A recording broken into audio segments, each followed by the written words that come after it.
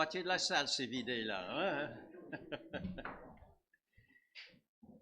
Mais on est content pour les enfants qui sont là, hein, et puis pour l'instruction qu'ils reçoivent en haut. Merci Seigneur pour chacun d'entre eux. Je pense que nous connaissons l'histoire de Joseph, n'est-ce pas? Cet homme qui était tellement aimé, était le préféré de son père, mais hélas, il était haï de ses propres frères. Et qu'est-ce qu'ils ont fait? Ben, ils l'ont vendu à des caravaniers qui passaient par là, et eux, ils l'ont traîné jusqu'en Égypte, et là, il était de nouveau revendu. Et celui à qui il s'était promis, il pensait dans le proche avenir, un bel avenir, eh bien, il s'est retrouvé esclave en Égypte. On l'a vendu à Potiphar.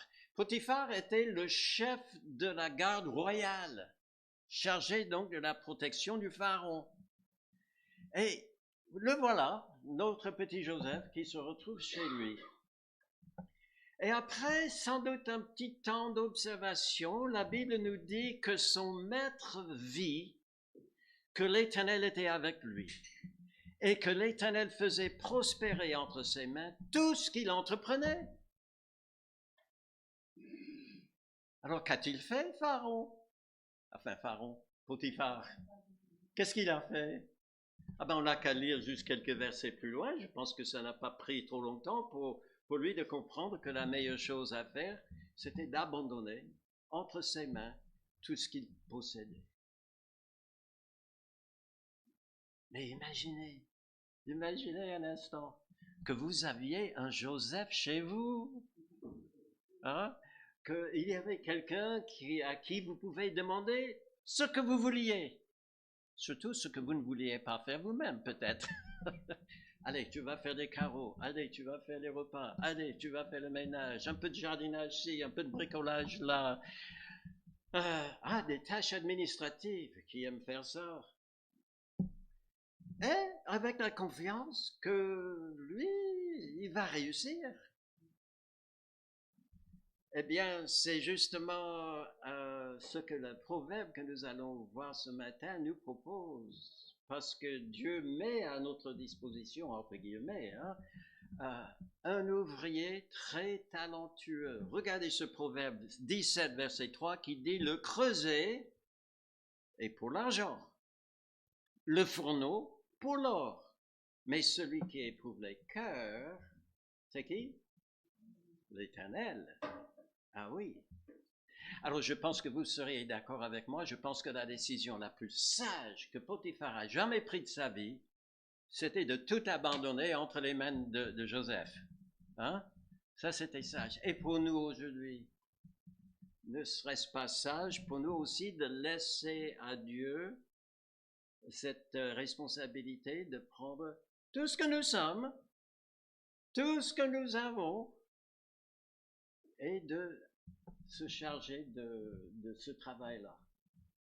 Ce serait sage de notre part aussi. Mais question, qu'est-ce qu'il veut faire? Qu'est-ce qu'il veut faire, ce Dieu? Alors, je reviens en arrière à notre verset. Voilà ce qu'il veut faire. Il y a deux choses en réalité qui sont évoquées dans ce verset. L'un, c'est à travers le mot éprouver, et l'autre, c'est à travers les mots creuser et l'argent. Éprouver. Qu'est-ce qu'il veut faire? Il veut éprouver nos cœurs pour nous révéler ce qu'il y a vraiment là-dedans. Oui, le mot éprouver dans notre verset est un mot en hébreu qui signifie de discerner, de scruter, examiner, on dirait peut-être analyser, sonder. Dans quel but? Eh bien, de faire paraître ce qu'il ne voit pas toujours de prime abord. Parce que des fois, c'est caché même à nos propres yeux.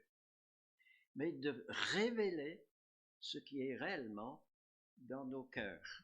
Vous savez, je ne connais pas le travail des raffineurs. Alors, je suis allé sur l'Internet et j'étais un peu surpris de trouver que leur premier travail, c'est de prendre l'échantillon qu'on va leur soumettre et de le mettre dans le feu, etc., pour déterminer qu'est-ce qu'on a là, qu'est-ce qu'on vient de me donner. Est-ce de l'argent? Est-ce de l'or? Oui, vouloir découvrir. Alors, qu'est-ce qu'il y a dans nos cœurs aussi? Est-ce qu'on le sait? Bon, vous savez, la Bible nous apprend que le cœur humain est tortueux par-dessus tout. Et il est méchant. Ça parle de moi, hein? Peut-être pas de vous, mais ça parle de moi. Qui peut le connaître? Ah, vous pensez connaître mon cœur, je pense peut-être connaître un petit peu votre cœur. Vous pensez surtout connaître votre cœur. Mais en réalité, c'est difficile vraiment d'être sûr de ce qu'il y a dans notre cœur. Alors, qu'y a-t-il dans votre cœur ce matin? Est-ce qu'il y a de l'argent et de l'or? Formidable. Je vois quelques-uns faire comme ça, d'autres... Ouais, plein. Et s'il y en a, c'est de quelle qualité? Hein? Et puis, comment peut-on en être vraiment sûr? Si je réfléchis un petit peu sur mon cœur, pas le cœur physique, hein, mes attitudes, mes sentiments, mes ambitions, tout ça, tout ce qu'il y a dans mon cœur. Je réfléchis un petit peu, je me suis dit, je me trouve pas mal là. Comment être sûr? On peut se tromper sur soi-même, hein? Je pense que pour avoir le cœur net, il faut aller voir le spécialiste. Si vous, un jour, vous vous levez, vous commencez à ressentir un peu d'oppression, un peu de douleur dans la poitrine, que feriez-vous? Ben, vous irez vers un spécialiste. Vous trouverez un cardiologue, quelqu'un de bien qualifié, qui a fait une bonne formation, qui a une bonne réputation, qui a tout l'équipement nécessaire pour faire un diagnostic précis. Ben, c'est normal, non? Ben, mais on fait partout dans la vie, hein. Même lorsque votre machine à laver commence à faire un peu de bruit. Je me souviens, un jour, nous avions une machine à laver qu'on avait eue depuis longtemps. Mais il s'est mis à faire du bruit. Mais on aurait cru le TGV qui passait dans le garage, hein. Et qu'est-ce qu'on a fait? Ben, pareil, on va voir quelqu'un qui connaît les choses mieux que nous. C'est la même chose quand la voiture tombe en panne, etc., etc. Dans tous les cas de la vie, souvent on fait appel à un spécialiste. Et notre verset nous présente celui qui est le spécialiste dans le discernement de ce qu'il y a dans notre cœur. C'est l'Éternel. C'est lui qui nous a fabriqués, n'est-ce pas? Entre guillemets. On a chanté ce matin, merci Mathieu, et le groupe de louanges qui nous ont entraînés dans les chants qui parlent de ce Dieu créateur. Et c'est vrai. On est surpris parce que qu'est-ce que l'homme, hein? Faut que Dieu se souvienne de lui. Mais il le fait. Et il sait parfaitement ce qui est dans le cœur, dans mon cœur, dans nos... Et vous savez, la Bible dit que Salomon, au jour où il a inauguré le temple, ça a pris des années, hein, de construction.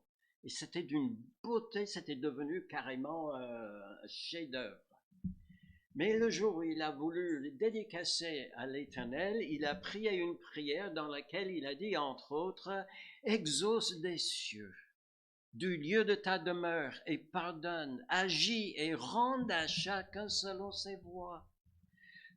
Toi qui connais le cœur de chacun, car seul tu connais le cœur de tous les enfants des hommes. » Et ce que lui, il a reconnu à l'époque, on a reconnu même au temps de Jésus-Christ, de qui il était dit qu'il n'avait pas besoin qu'on lui rende témoignage d'aucun homme, car il savait lui-même ce qui était dans le cœur de l'homme. Il sait. Mais il y a quelqu'un qui ne sait pas. C'est qui? C'est moi. C'est nous. Il voit parfaitement. Donc ce travail-là d'éprouver le cœur, c'est pour nous révéler quel est le vrai état de mon cœur. Vous savez, les épreuves qu'il envoie pour le feu, hein, pour éprouver les métaux, selon l'analogie, eh bien c'est pour nous. Les épreuves de la vie sont comme un genre de thermomètre, si vous voulez. Si vous pensez que votre enfant est malade, qu'est-ce que vous faites? Comme nous ne savons pas faire grand-chose pour la plupart d'entre nous, on sait au moins mettre le thermomètre. Aujourd'hui, il y en a qu'on met dans l'oreille, non? Ou ailleurs, mais enfin, prendre la température. Mais les épreuves sont comme ça pour nous révéler quelle est notre vraie condition spirituelle. Et pourquoi faire? Eh bien, pour nous préparer à accepter les traitements qui s'imposent. Si on retire le thermomètre et tout est normal, c'est quoi la température normale? 37 et la poussière? Oui, d'accord. 37 et la poussière, ça va. Je suis pas malade. Merci. Mais si je vois 38, 39, alors là, ça me dit, Richard, il faut que tu vois le Toubib. Et c'est vrai. Et on est content de savoir. Enfin, peut-être pas toujours. Est-ce que je peux partager avec vous une histoire personnelle? Puisque vous me le permettez. Vous connaissez. Il se cache. Je lui ai prévenu. Hein? Mais c'est d'il y a quelques années. Tu as quel âge maintenant? 41, presque 42, bientôt. Quand il avait 15 ans. Et bon, ça remonte à 20 ans, plus de 20 ans. Quand il avait 15 ans, eh bien, Karine l'a observé et elle a trouvé un peu léthargique, il traînait, il se levait pas bien. Bon, et elle a dit, ah, il y a quelque chose qui va pas. Et puis elle a vu qu'il avait ici et là, sur lui, quelques petites bosses, enfin, comme des boules sous la peau. Elle dit, ah, il faut que je l'amène chez le spécialiste. Alors la nôtre était une doctoresse et puis donc elle a amené chez la doctoresse. Moi j'étais parti à une réunion pastorale.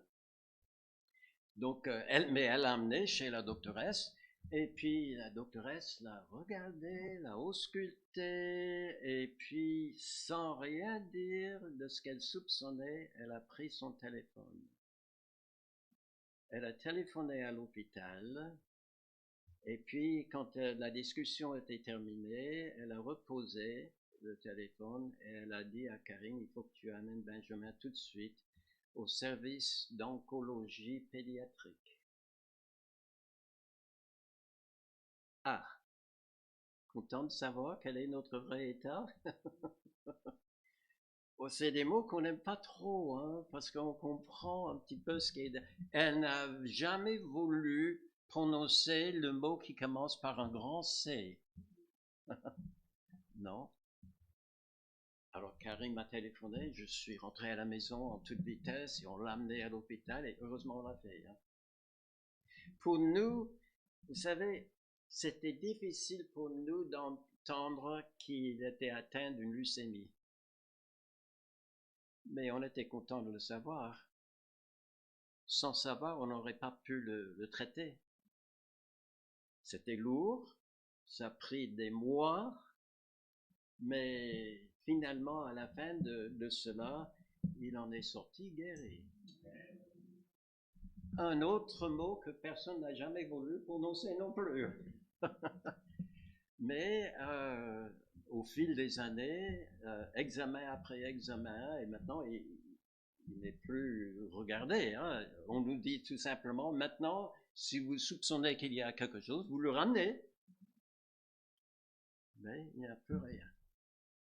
On dit merci Seigneur. Hein. Ça, c'était quelque chose.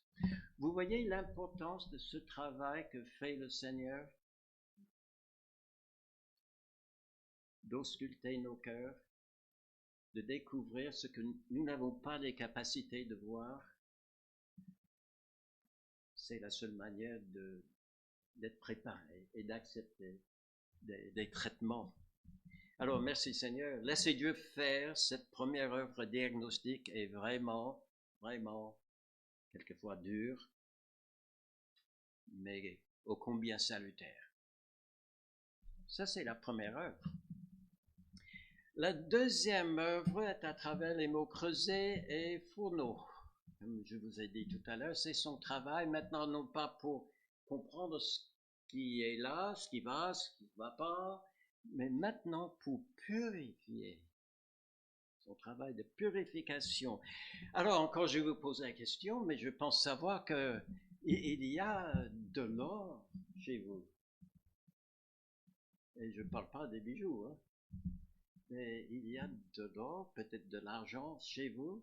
Si vous êtes en Christ, eh bien, vous avez certainement de la foi, vous avez de l'humilité, vous avez de l'amour fraternel les uns pour les autres. Qu'est-ce que c'était bien de pouvoir prier ce matin. J'aime bien ces moments, pas vous? Des fois, je prie, des fois, j'aime tout simplement écouter. Ça m'a fait du bien d'entendre les autres prier aussi, exprimer leur reconnaissance, comme on a dit ce matin. Mais il y a aussi, peut-être dans votre cœur, un engagement pour le Seigneur, il y a de l'honnêteté, etc., etc., il y a de l'or, mais vous avez ces qualités. Mais quelle est la qualité de vos qualités, si je peux m'exprimer comme ça? Vous savez que Jésus-Christ, souvent, au regard de ce que faisaient ses disciples, il a dit, oh là là là là, votre foi est bien petite, hein?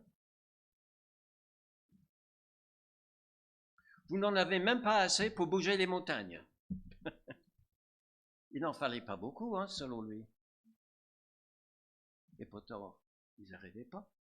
Des fois, il y avait des malades, alors que Dieu, Jésus, leur avait donné le pouvoir de guérir. Mais quelque part, ils n'arrivaient pas. Humilité. Ah, les disciples de Jésus-Christ étaient sûrement les hommes les plus humbles de toute la terre. Oui. Combien de fois est-ce que nous ne lisons pas dans les évangiles qui se chamaillaient entre eux pour savoir qui était le premier? Hein? Engagement pour Dieu, jamais je te délaisserai, disait Pierre. Oh, Jésus a dit, tu verras, dans moins de 24 heures, tu vas me renier. Quelle est la qualité de nos qualités?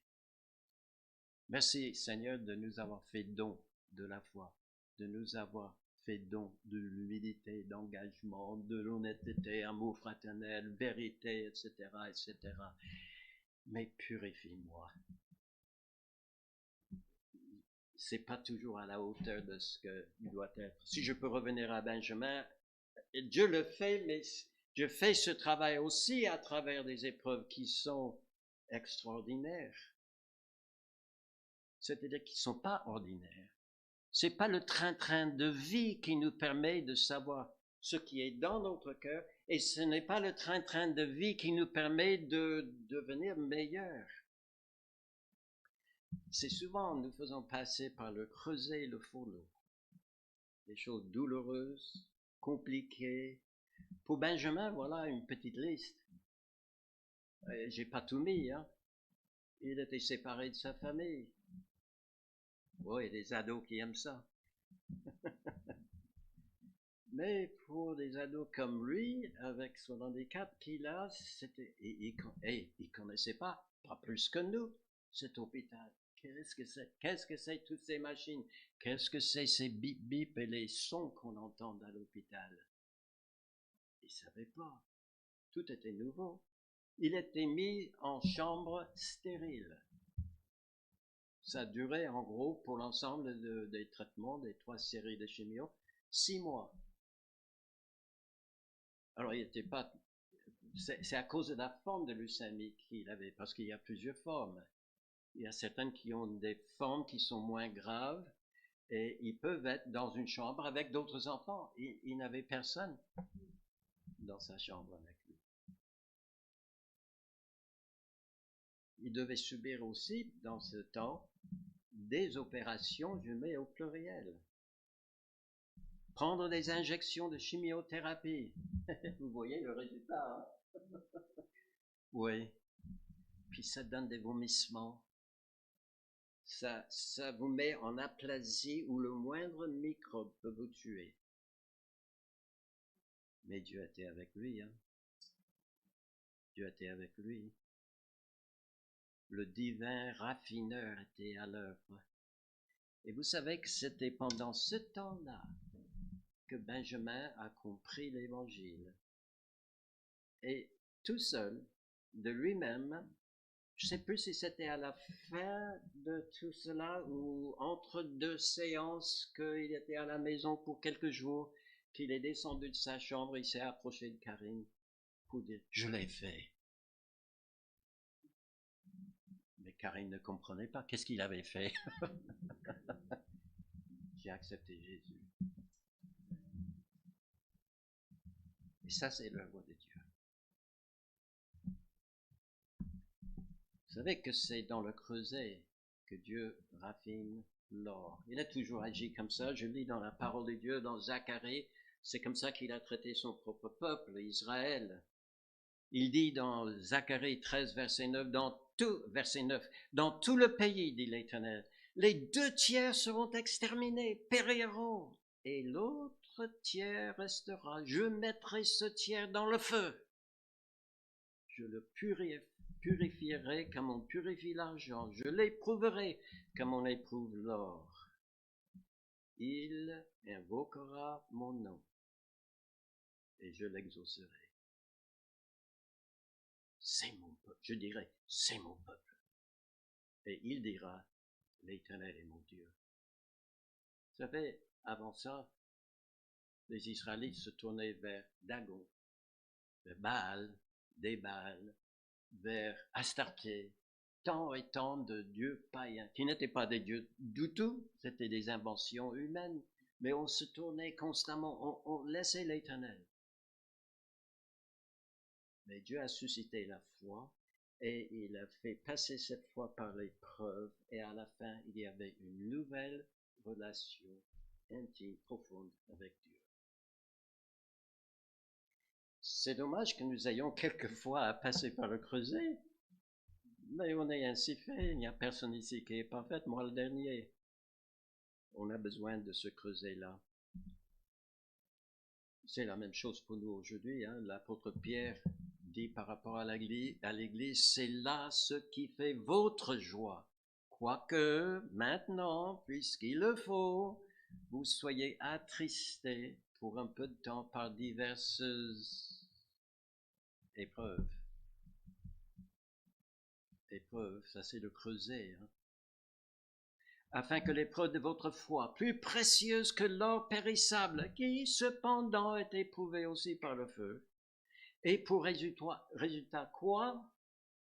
La louange, la gloire et l'honneur lorsque Jésus-Christ apparaîtra.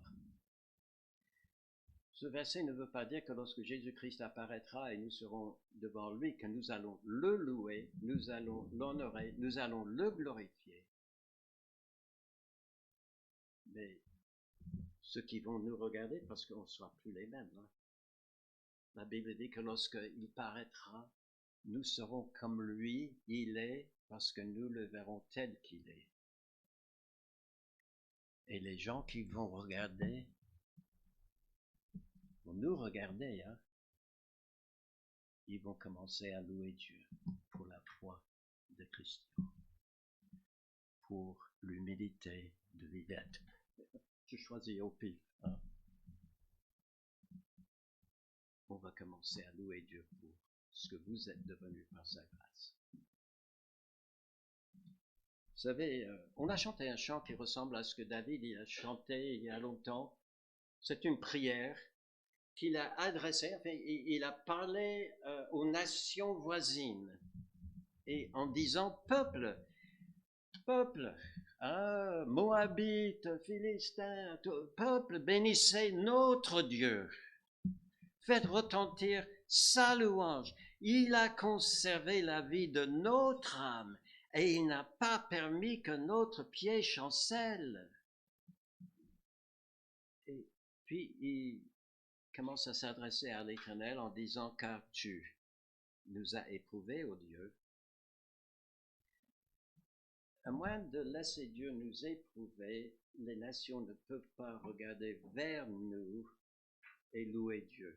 Que notre lumière luise ainsi devant les hommes qui voient nos bonnes œuvres et qui glorifient Dieu. Dieu. Tu nous as éprouvés, ô Dieu, tu nous as fait passer au creuset comme l'argent. Tu nous as amenés dans le filet, tu as mis sur nos reins pesant fardeau, tu as fait monter des hommes sur nos têtes. Nous avons passé par le feu et par l'eau, mais un jour je vais faire une série de messages.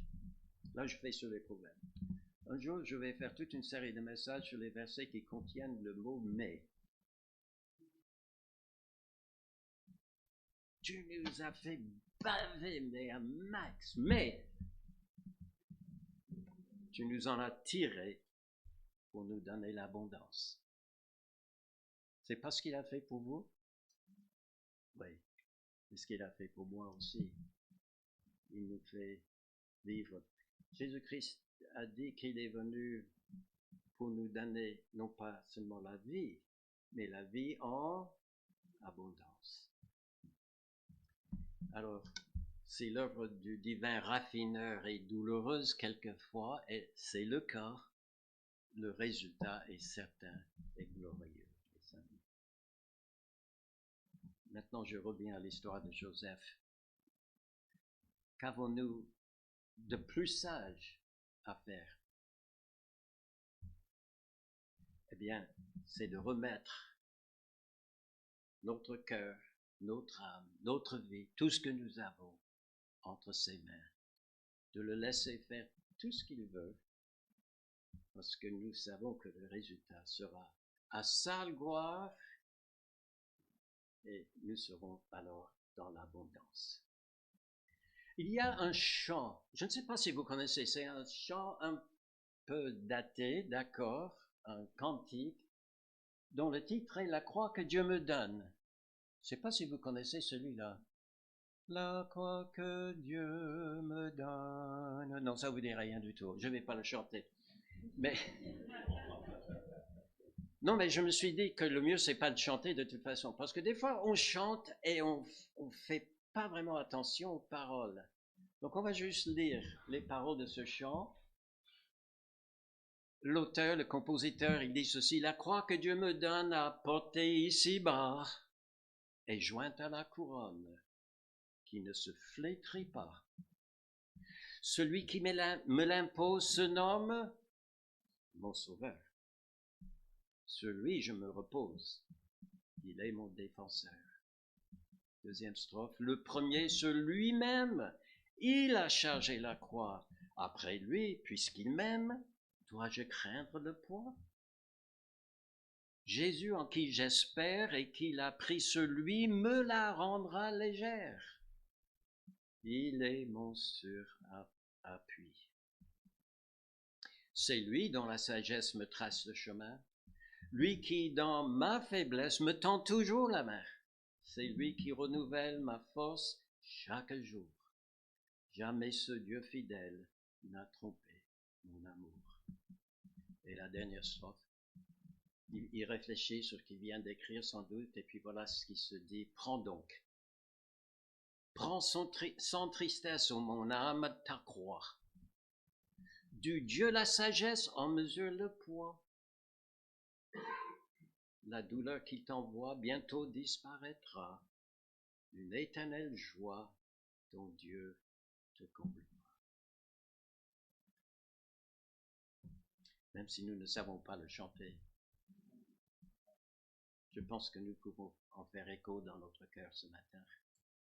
Et dire, voilà Seigneur, permets-moi d'avoir cette sagesse de prendre ma croix, la croix que tu me donnes, la croix par laquelle je serai purifié de tout péché. Prions. Merci notre Dieu ce matin pour ce travail, ces travaux que tu as accomplis en nous et nous te laissons faire. Déjà d'examiner, ausculter notre cœur pour savoir si il y a de l'or ou pas, ou quelle en est la qualité, et pour nous pousser à te donner notre vie, nos cœurs, nos ambitions, nos pensées, nos sentiments, en te demandant, Seigneur, purifie-moi, sanctifie-moi, que je sois de plus en plus comme Jésus ton Fils, Et merci de ce que tu me permets, en lisant ta parole, de savoir dès maintenant qu'un jour, ce travail sera pleinement accompli en nous, à la gloire et au nom de ton Fils, Jésus-Christ. Amen.